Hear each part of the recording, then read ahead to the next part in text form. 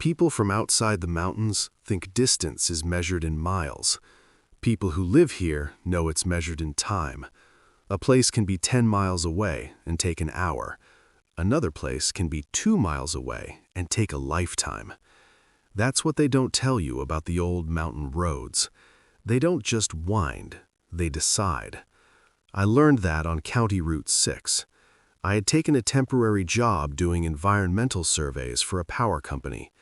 They were considering running new lines through rural areas, and they needed someone to check the terrain, document wildlife, and confirm access roads existed.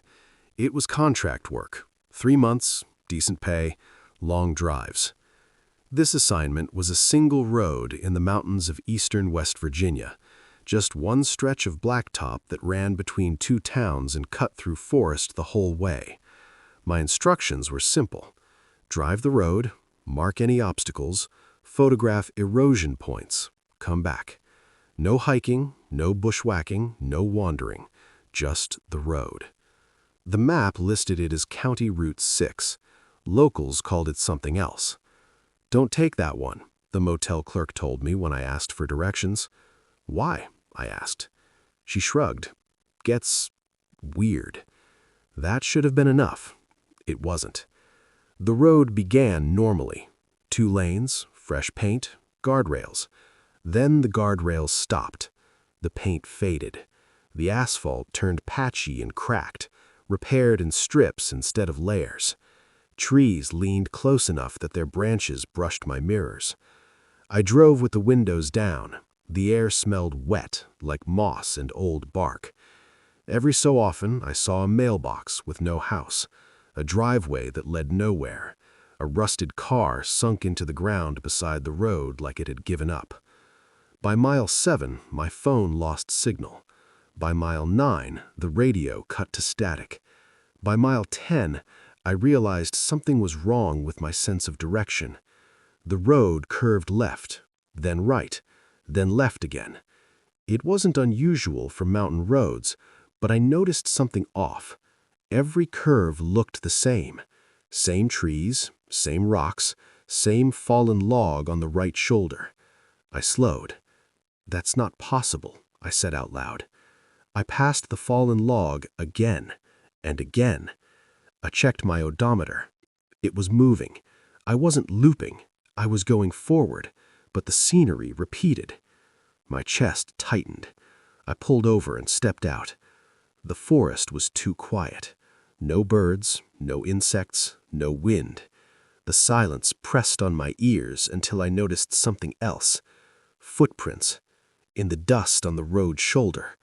Not tire tracks, bare footprints, going both directions. I crouched to look. They weren't human. 5 toes, yes, but too long and thin. The heel was narrow, the arch too high. And they didn't lead into the woods. They stayed on the road, like something knew better. I got back in my car and drove. The road bent. The same fallen log appeared again. I slammed the brakes. "No," I whispered. I tried turning around. The road behind me wasn't there. It wasn't blocked. It wasn't foggy. It simply wasn't. Where asphalt should have been, there were trees.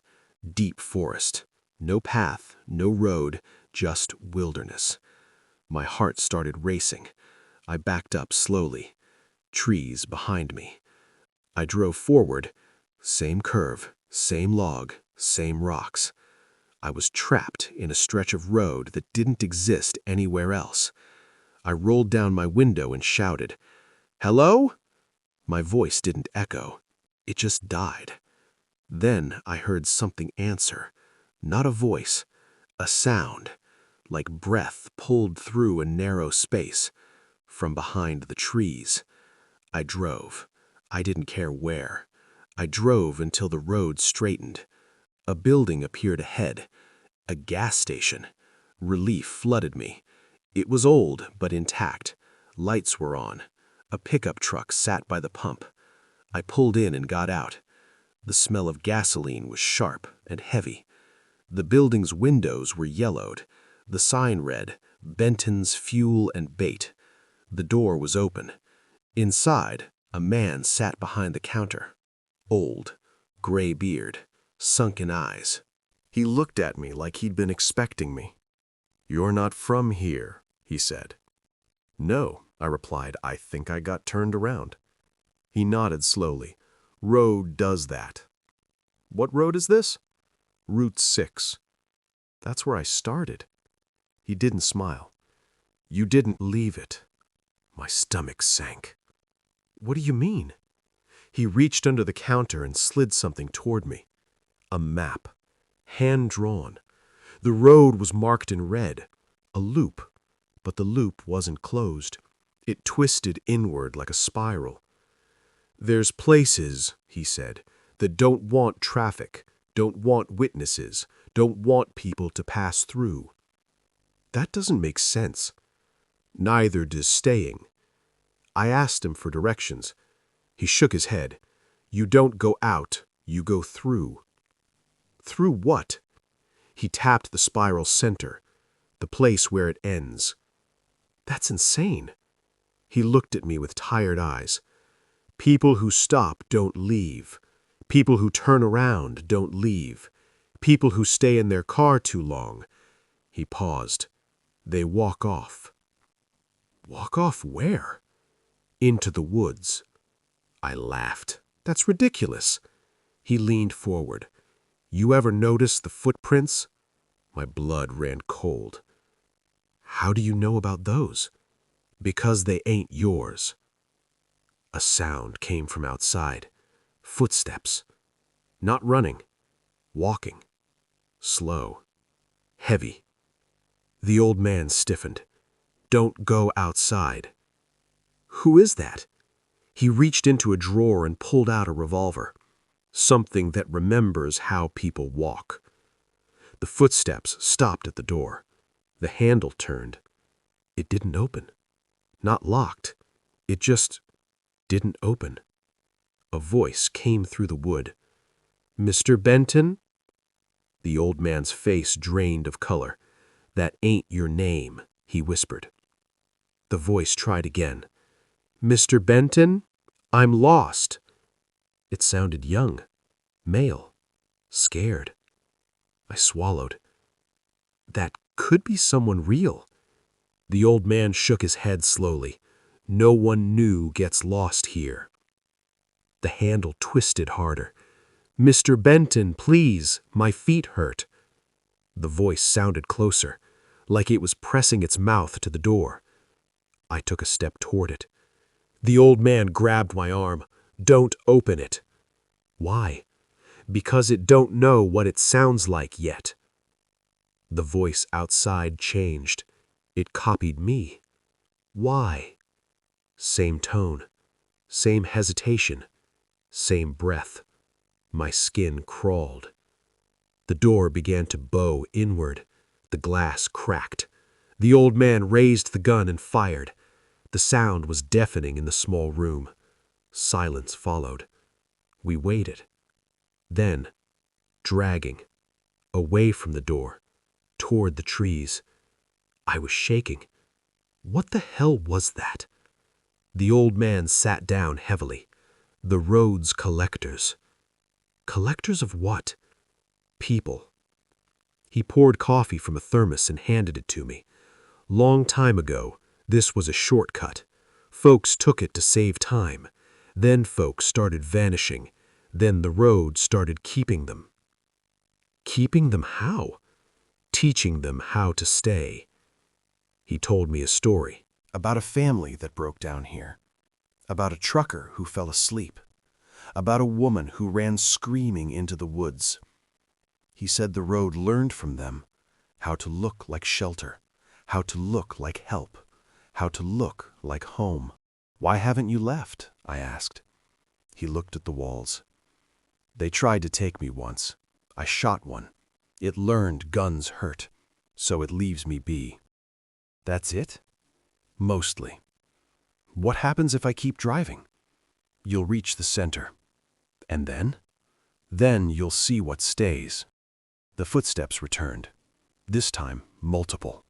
Around the building, breathing, scraping, whispering.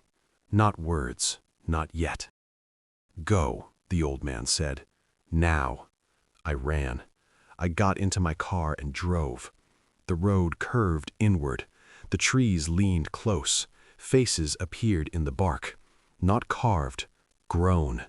Human outlines pressed beneath the surface like they were trying to remember how to come out. I passed houses. Not real houses. Shapes of houses. Walls without doors. Doors without walls.